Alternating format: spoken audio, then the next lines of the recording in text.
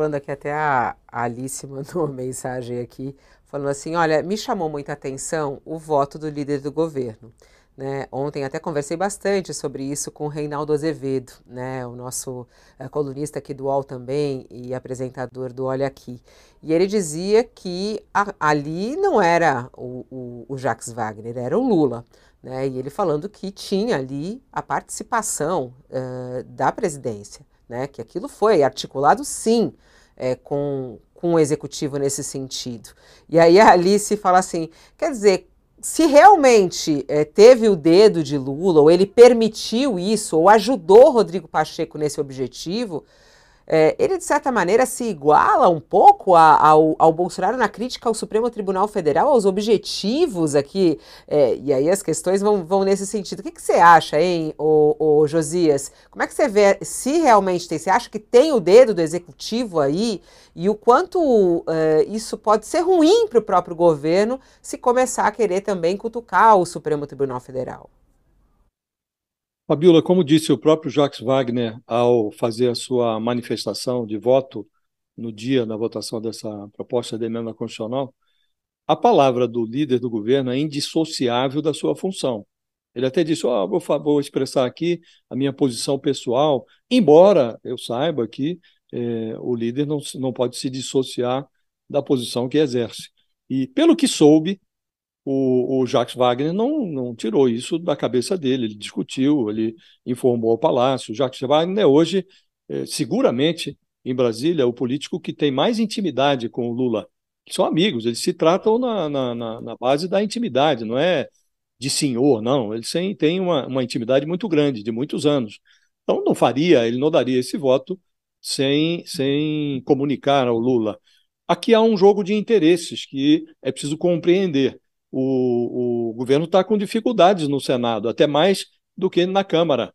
A oposição bolsonarista é forte no Senado e os partidos que fizeram composição com o governo, os partidos do Centrão, eles não asseguraram votos ao governo. E as bancadas de União Brasil, dos progressistas, elas são menos fiéis ao governo no Senado do que na Câmara. Já não são fiéis na Câmara, mas a taxa de fidelidade na Câmara é maior do que no Senado. Então, o Jacques Wagner está diante de um dilema. Ele precisa cavar espaço na oposição.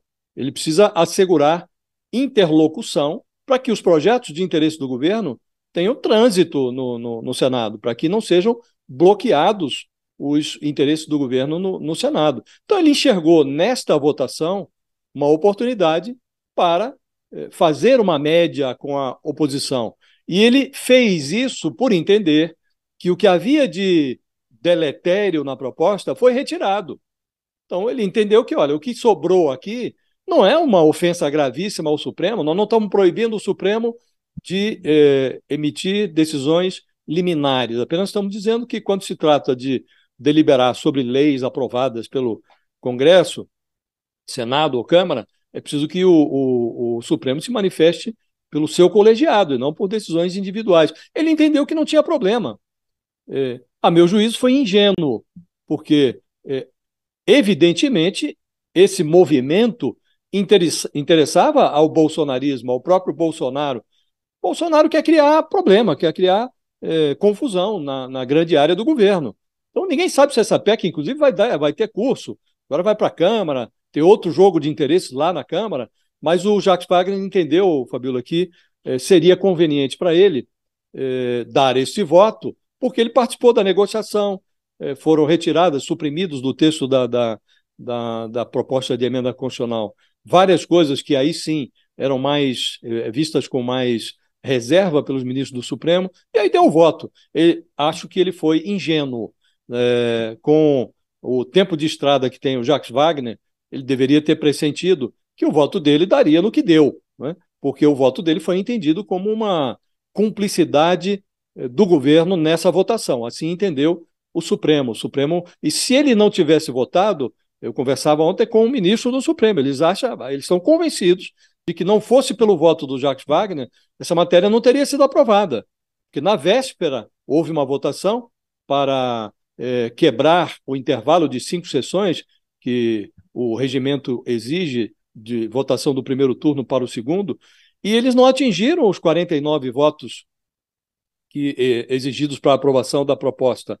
Ficou em 48 votos a quebra do intervalo. Então ficou um prenúncio ali de que poderia não ser aprovada a proposta. Quando o Jacques Wagner liberou a bancada do governo e deu o voto dele a favor da proposta, aí os 2 votos, 3 votos que faltavam, a diferença foi de 3 votos só, esses votos que faltavam vieram com mais facilidade. Então acho que ele foi ingênuo, mas evidentemente é jogo combinado com o Palácio do Planalto. Isso não é da cabeça dele. A Mônica Bergamo